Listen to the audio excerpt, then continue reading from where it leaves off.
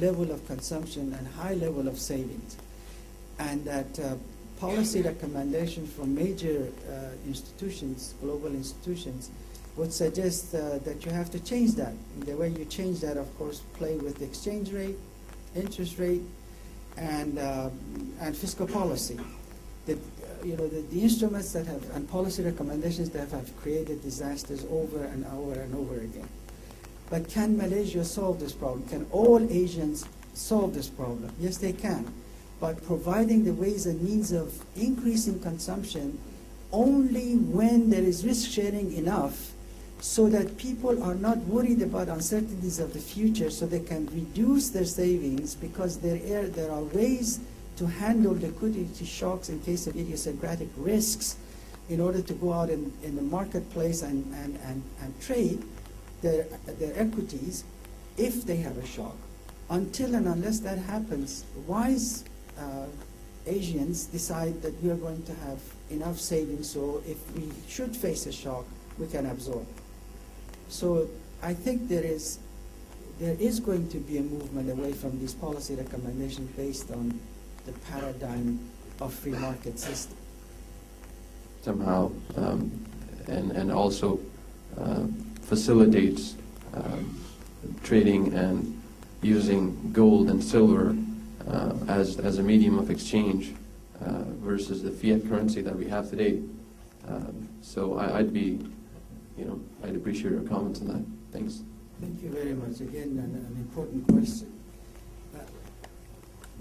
My view, however, is that Islam is a universal language. All the good it has belongs to all human beings, not only Muslims. Maybe in an intermediate period, it might be that we focus on me and mine, Muslims.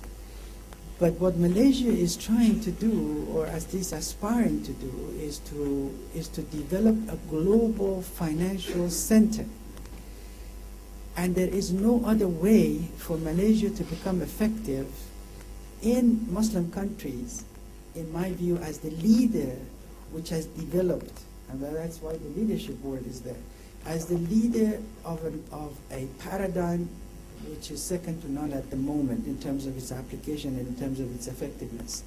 It can help Muslim countries by a change in the direction of trade, which is going to happen anyway, moving its technology and financial resources to developing Muslim countries, and then allowing the financial sector, along with the Islamic financial sector, to develop.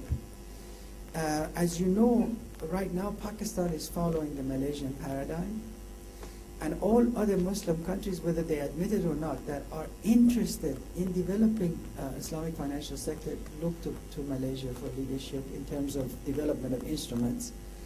Don't make a mistake. You would never be able to develop a full spectrum Islamic finance without developing the liquidity instruments which have already been developed and effectively used in Malaysia.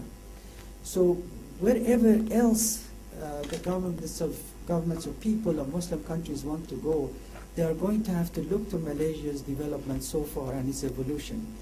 Malaysia can serve the Muslim world by staying ahead of the curve in developing a global financial center right here, where it can intermediate a surplus funds which are going to be a large amounts coming from the West and coming from other surplus countries to developing countries in the Muslim world and elsewhere in the world, and let all humans benefit from the advancements and efforts that Malaysia has made so far. I believe that it is possible to help the development process in these countries, and Malaysia can be that agent of change, which is absolutely essential there.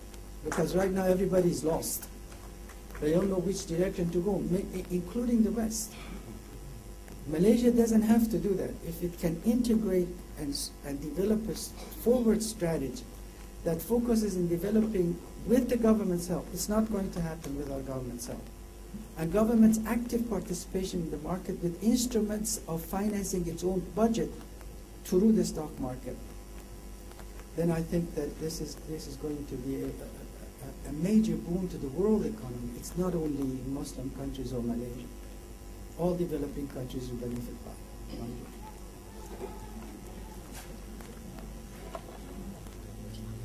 Thank you, Dr. Abbas.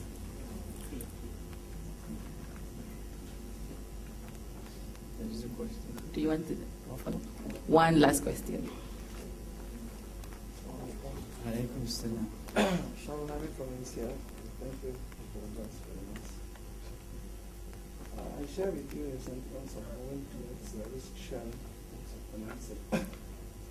But given the agency cost of risk sharing modes of financing, is it ever possible, especially in an information economy where there is no physical assets to be collateralized, or it's a long-term, very highly risky, for example, in terms of biotechnology, for instance.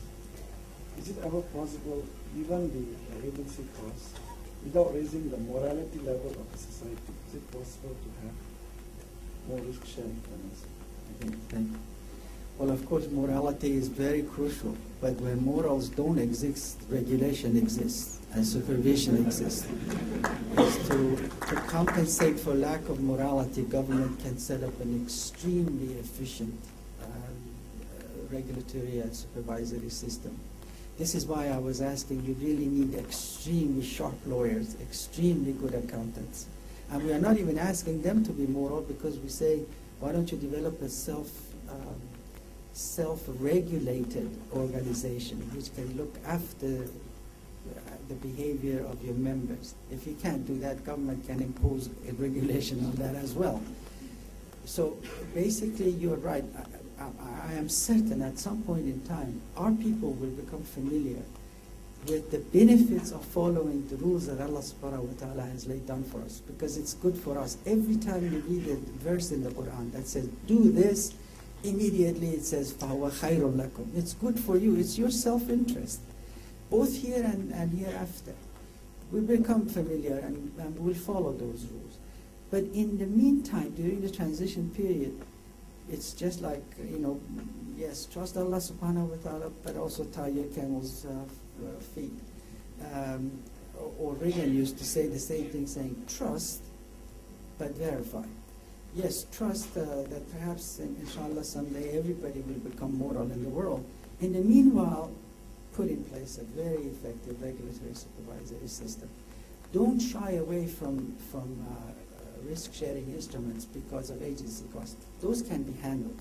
The costs, we know, the moral hazard, information problems, there is problem of self-dealing. All of that, we now know how to handle them. I could spend another 2 hours to talk about exactly what you need to put in place to do that. And it's not mine, it's everybody else that has developed it. But we know how to do it. We just need to go and do it. We've been talking the talk, it's time that we walk the walk as well.